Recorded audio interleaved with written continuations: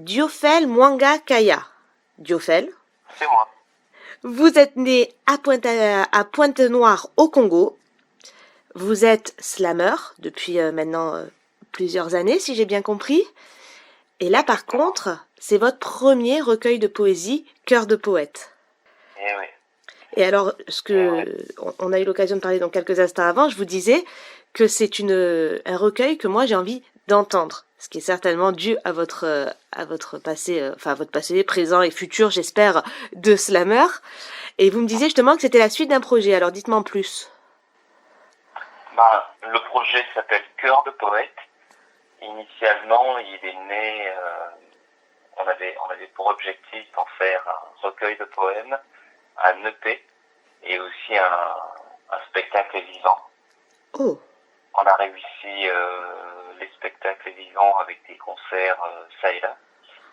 On a réussi le projet de l'EP, le projet musical, donc on a mis tout ça en édition phonographique, qui est sorti en janvier de cette année.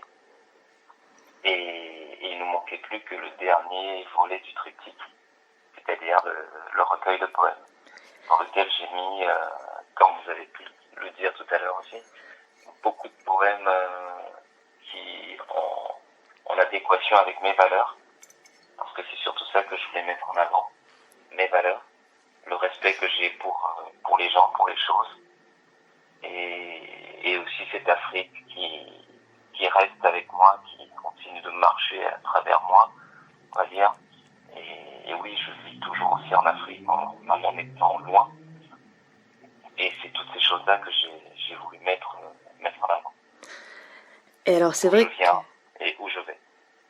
Et c'est vrai que dans votre recueil, en fait, on a vraiment ce sentiment d'être avec vous en Afrique, en fait, et on se sent un peu pris par la main, pris par votre main, et puis vous nous présentez un peu. Alors il y a plein de choses, hein, puisque moi ça m'a un peu frappé quand vous parlez, par exemple, de Joseph Ndiaye, pardon, l'ancien conservateur de la Maison des Esclaves, par exemple. C'est quelque chose qui pour nous paraît tellement loin, et en fait, ben on voit que non, ça n'est pas tant que ça. Il y a plusieurs C'est magnifique, en fait. Cet homme que j'ai eu la chance de rencontrer est un personnage intéressant et très spectaculaire aussi. Et on pourrait croire que sa vie à lui était très spectaculaire aussi, mais non. C'est simplement qu'il avait un discours, le même discours, qu'il servait à tous les touristes, tous ceux qui passaient par la maison des esclaves à Gorée, au Sénégal. Et tous les jours, pendant des années, il a servi le même discours poignant. Peu importe le nombre de visites qu'il devait faire par jour, chacun se sentait possédé par ce message-là, en fait. Et il y a quelques archives, et moi j'ai voulu compléter ces archives-là en écrivant sur lui, parce que j'ai eu la chance de lui serrer la main un jour, et j'ai voulu laisser cette trace-là. J'ai voulu laisser cette trace-là, faire en sorte qu'on arrive à visiter l'Afrique aussi, et à comprendre son histoire, une partie de son histoire, à travers cet homme-là. Et quelque chose qui manque beaucoup en France, mais que l'on ressent beaucoup par contre dans votre ouvrage, c'est aussi la sagesse des anciens et l'importance qu'on leur accorde encore en Afrique. Ouais. Ça aussi, j'ai trouvé que c'était touchant. Il y a toujours ce respect hiérarchique en Afrique, en fait. C'est celui qui vient avant toi, tu lui dois énormément de respect, et ceux qui ont découvert certaines choses avant toi, ceux qui la maîtrisent désormais et qui ont la chance de nous les transmettre, il faut également leur donner leur place, en fait, leur prendre place, parce que on croit qu'en Afrique on se retrouve tous autour de l'arbre à palabres le soir pour discuter et puis transmettre, alors que des fois ce n'est pas ça. Il faut attendre les dernières heures du vieux pour qu'il commence à vous expliquer certaines choses, encore là anecdotiques simplement. Et je loue beaucoup ces anciens qui prennent le temps aujourd'hui, vivant, de transmettre. Et c'est ça aussi la place que je voulais accorder dans ce livre, en fait. Et vous voyez, c'est très bien fait parce que moi, ça m'a vraiment touchée parce que dans mes origines aussi, c'est quelque chose qui est important et je trouve que ça nous manque énormément. Alors, Je suis bien d'accord avec vous, c'est un constat clair. Ça manque énormément, mais ce qui est bien, c'est de savoir qu'il y a quand même des gens qui y pensent et, et qui, lorsque, au travers d'eux, autour d'eux, continuent quand même de véhiculer ces messages de paix, de sagesse, au fur et à mesure, en fait.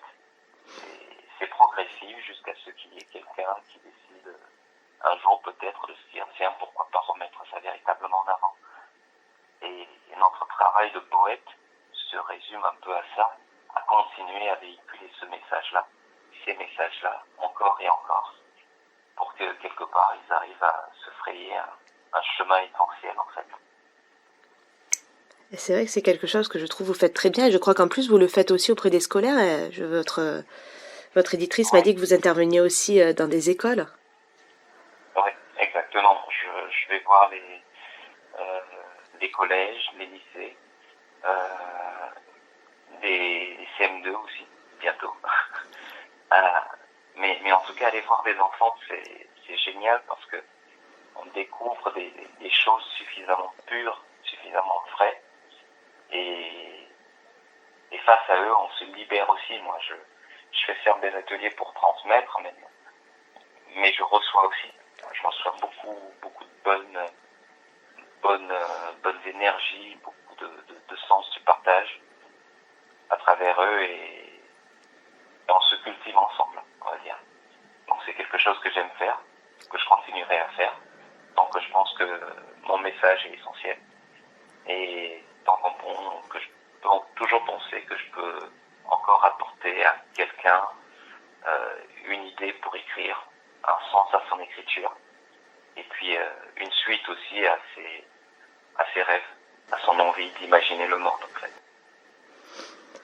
Moi, il y a plusieurs, effectivement, quand vous dites ça, ça fait écho aussi à ce que vous écrivez, parce que vous dites en fait que la poésie, c'est un bruit qui réveille.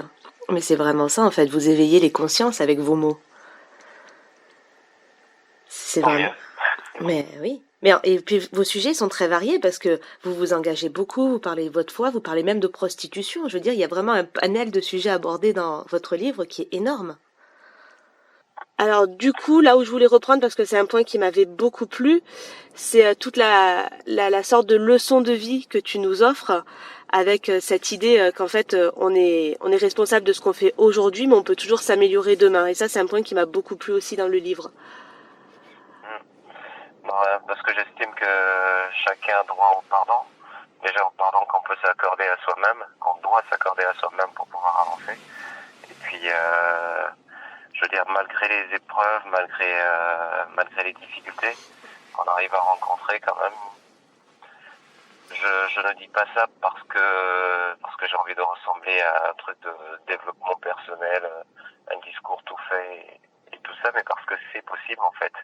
Déjà de se pardonner à soi-même et puis de regarder devant pour pouvoir avancer et aller beaucoup plus loin. Et il y a toute une partie dans ce livre qui est aussi touchante parce que tu utilises en fait la langue de ta maman, alors qu'on a très envie d'entendre parce que nous on la lit, mais forcément on n'a pas cet accent chantant que tu peux avoir. Mais il y a beaucoup de parties du coup qui sont en dialecte.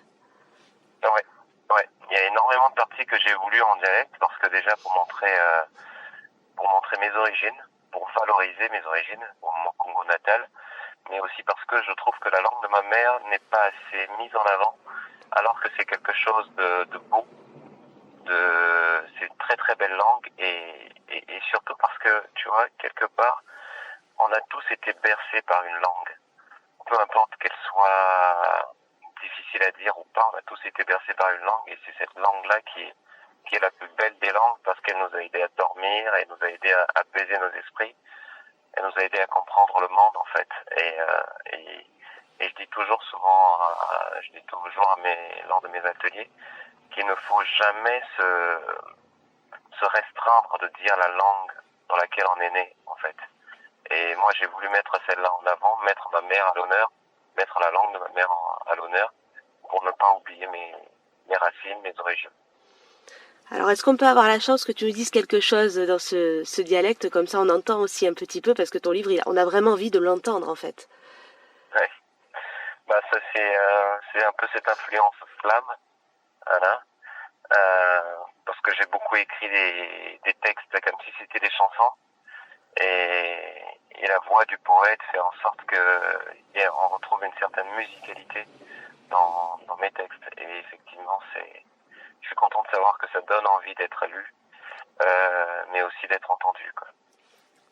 C'est exactement ça, vraiment exactement ça. On a vraiment envie de t'entendre les déclamer.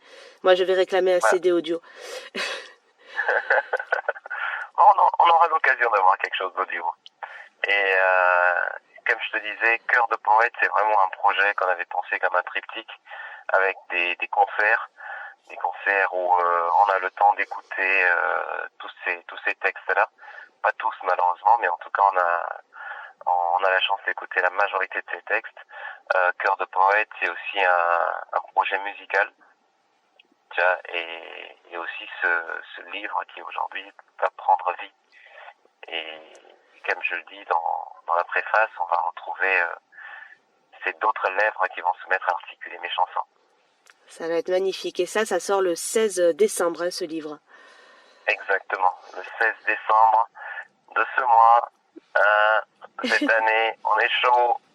On est prêt. Il manque une dernière chose qu'on n'a pas encore abordée. Du coup, c'est ces magnifiques illustrations et ces quelques photos aussi qui viennent ponctuer le livre et donner une dimension supplémentaire. Ouais, on a utilisé l'intelligence artificielle pour mettre en avant ces beaux poèmes, ces mantras qui sont à l'intérieur. Et aussi, on a eu la chance de recevoir quelques photos du grand Robert Nzaou, qui est un frère d'une autre mère. Il nous a prêté 2-3 photos qu'on a mis en place pour pouvoir bien illustrer ce livre. Mais et tu verras que je garde la surprise encore pour les lecteurs, mais la dernière photo de ce livre illustre parfaitement tout le message que je tente de transmettre depuis plusieurs années, mais une leçon qu'on m'a également transmise à mon tour. C'est une photo qui représente un grand monsieur, un grand artiste, un grand poète, mort sur scène, si ça peut être un indice. Mais et un autre indice, c'est que ce monsieur-là, il a un film qui s'intitule justement La vie est belle. Eh ben écoute, le jeu de piste est lancé maintenant. Les gens vont pouvoir chercher. Alors là, tu le disais, donc il y a tout un projet autour de ce livre, et là tu pars en tournage d'un clip dans le sud, à Marseille. Ah ben oui, oui, je suis actuellement à Marseille là pour le tournage du clip de Courageux. Courageux, c'est un titre qui est très très évocateur pour moi de tout cet univers, de tout l'univers de ce livre, et parce qu'il dit à la fois des valeurs de courage, de force, de respect, d'envie d'y aller, voilà, et d'envie d'oser l'impossible, d'oser le nécessaire. Et ouais, on s'est retrouvés ici à Marseille parce qu'on a besoin du soleil du sud, comme d'habitude, pour pouvoir tourner ce clip-là, et qui va lancer en 2025 le début des activités. Je peux me permettre de dire ça comme ça. Et en attendant, bien sûr, on peut te retrouver sur tous les réseaux sociaux pour découvrir tout ce que tu as déjà fait. Partout, partout. Il suffit juste de taper ce prénom-là. Partout, on retrouve tout ce que j'ai réussi à faire jusqu'ici. Bon, eh ben écoute, maintenant on va suivre ça, on espère que ils vont prendre autant de plaisir que moi j'ai pris à découvrir donc Cœur de poète. Et puis je suis impatiente de voir ce livre, de voir ce clip maintenant tourné tourné par chez nous. Et puis on espère surtout que tu viendras dédicacer aussi de notre côté. Ah ouais. Oh ouais, bah je l'espère, je vais partout. J'ai cet avantage d'être artiste et d'aller partout où le ciel m'offre la possibilité de me produire, de me présenter. Et donc effectivement, j'ai quelques rendez-vous aussi du côté d'Orange qui se sont confirmés il n'y a pas très longtemps d'ailleurs. Donc je viendrai vous voir tout le temps, chaque fois que ce sera nécessaire. Avec grand plaisir. Et puis moi, je vais t'envoyer l'adresse par chez nous, vraiment proche, parce qu'on a envie de te découvrir vraiment. C'est nous, on est un peu flemmards. Si tu peux venir directement chez nous, on sera les plus heureux du monde.